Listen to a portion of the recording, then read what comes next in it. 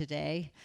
It's been a difficult year for me, especially the last few months. It's only been 7 weeks since I lost Glenn, my husband of 34 years, the father of our 3 children, the love of my life, to Alzheimer's disease. I'm still processing the incredible loss, but as hard as the journey has been and still is for me, I know there are millions of other caregivers out there who need help, hope, and healing.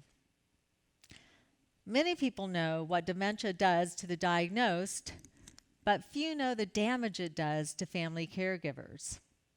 Studies show that the mental, physical, and emotional burden of being a caregiver can cause depression, fatigue, stress, and illness, and take as much as 10 years off a caregiver's life.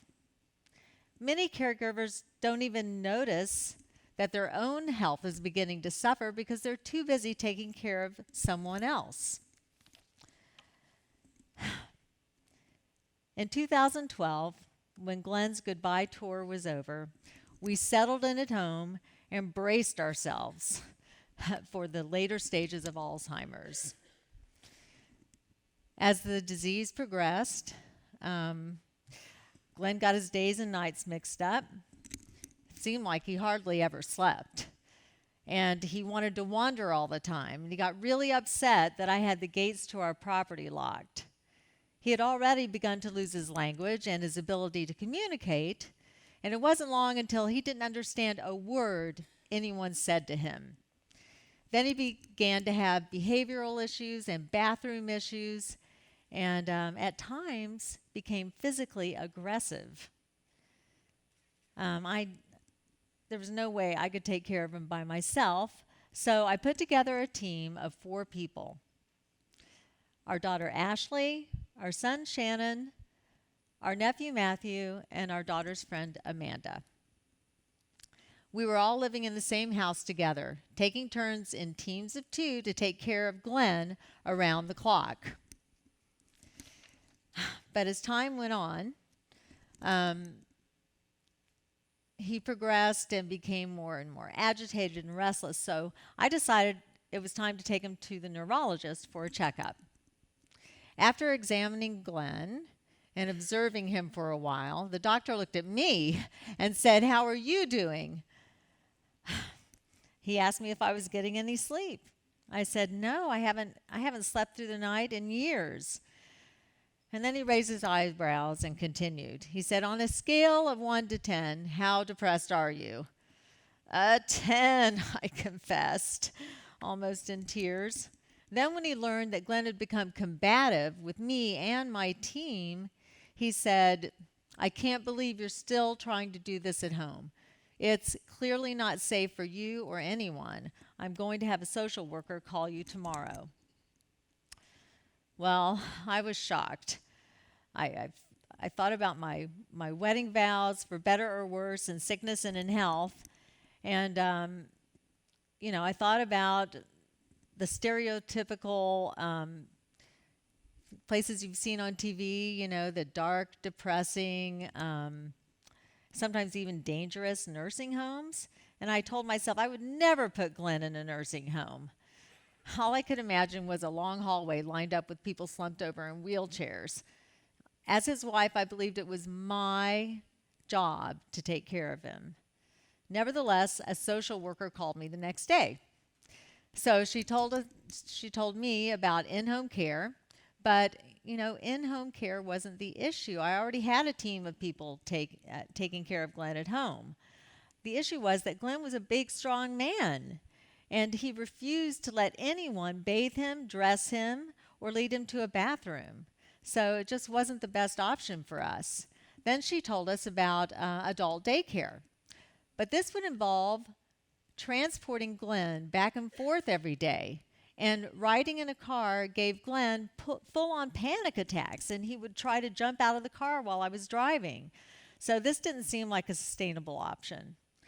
Then she told me that there were memory care communities just for people with dementia. I didn't even know these existed.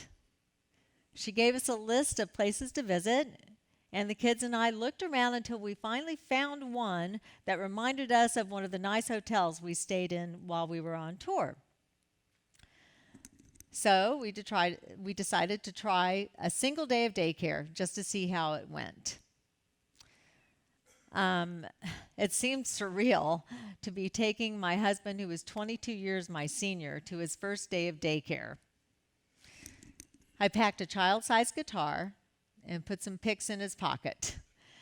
I had a lot of anxiety about whether or not he would want to stay and how he would react to being there, but I just hoped for the best.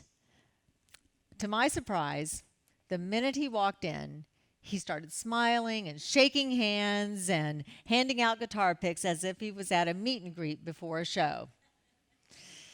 I hung around for about an hour or so, and then I went home. I sat at the kitchen table and cried and worried about him all day.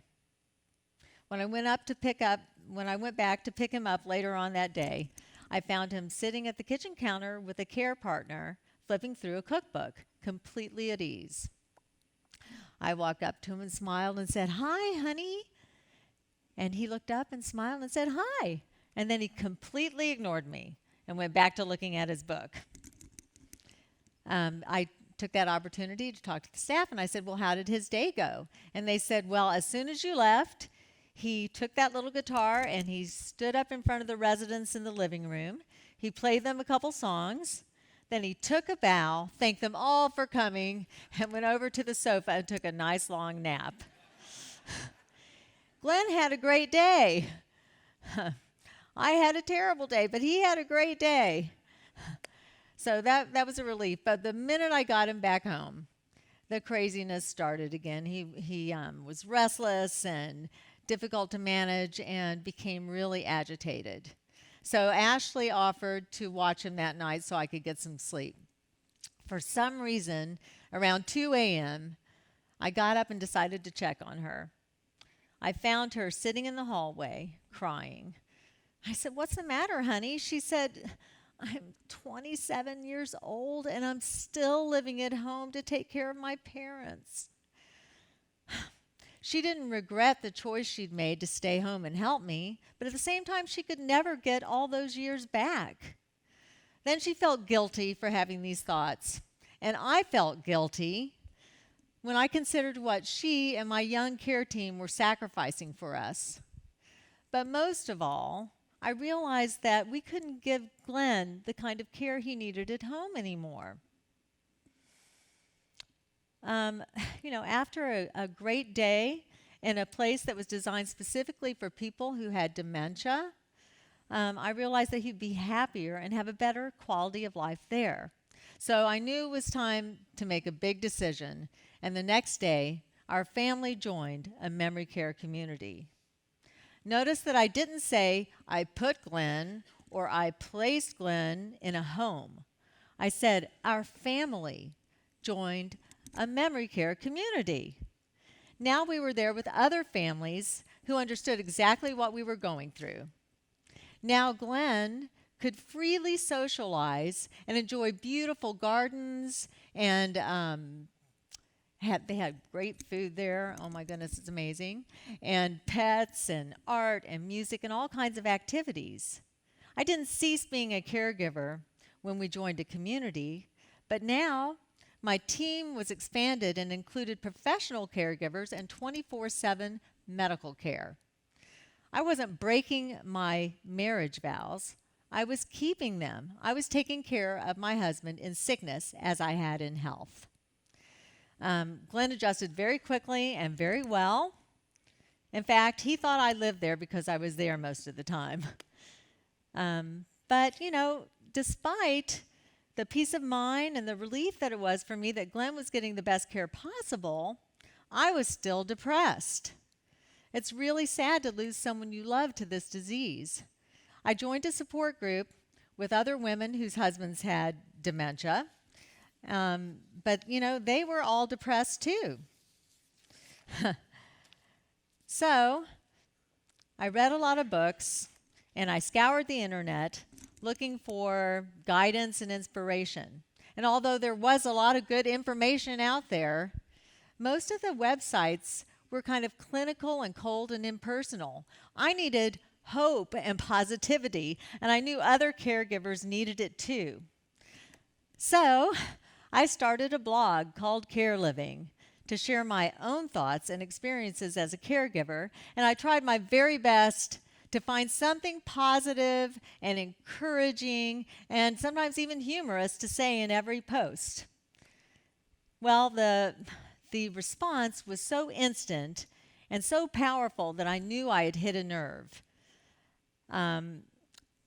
People started sharing their stories with me and with each other, and a community started to grow. Only a year later, the Care Living blog has 25,000 followers and growing, and we are now launching the Care Living Foundation. The mission of the Care Living Foundation is to improve the quality of life of caregivers by providing help, hope, and healing through education, activation, and elevation. Educate. Through national awareness campaigns and educational events, Care Living will work to correct the misinformation and the stigma surrounding long-term care, and will educate caregivers and the public about the various care options: in-home care, daycare, and long-term care. Activate. By cultivating compassion for caregivers, Care Living will activate the community, the larger community, to support the financial, physical, emotional, and spiritual needs of caregivers. Elevate. Care Living will elevate the profile of memory communities across the country that are improving the quality of life for people with dementia and their families through exceptional design, leading-edge innovation, and compassionate care.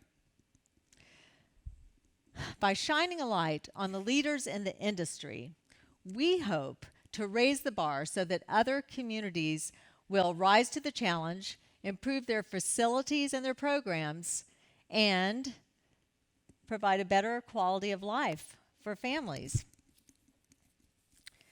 Through these efforts, the Care Living Foundation is determined to bring help, hope, and healing to families affected by dementia. Thank you.